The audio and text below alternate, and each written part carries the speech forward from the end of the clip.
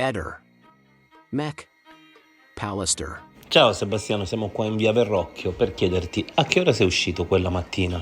Quel giorno Sì, e quando se no allora? io sono uscito alle 7 meno un quarto. Alle 6:45, mi ricordo che avevi detto alle 7:40, alle 8 meno un quarto, alle 8, ma 6:45 addirittura? Ah sì, scusa, 8 meno un quarto, giusto. Ci sono un po' confuso. E dopodiché sono andato a fare queste consegne.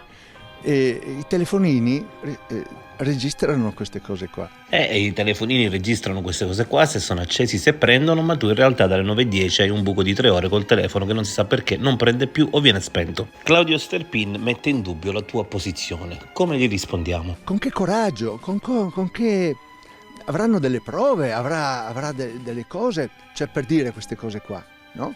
Io ho paura che invece sia lei che abbia avuto paura di questo signore. Guarda, ti posso assicurare, non abbiamo mai litigato, mai, Nemmeno una volta, mai litigato, nemmeno per gioco, mai nemmeno per sbaglio. litigato, mai. Che la polizia, che la magistratura, che chi si occupa di questi, guardi le telefonate. Io voglio sapere cosa si sono detti mia moglie e questo signore da 4 mesi che si frequentano. Allora lo sai che sono 4 mesi che si frequentano. Sebastiano, credi che ti servirà un legale? No, non ho intenzione di andare da un avvocato.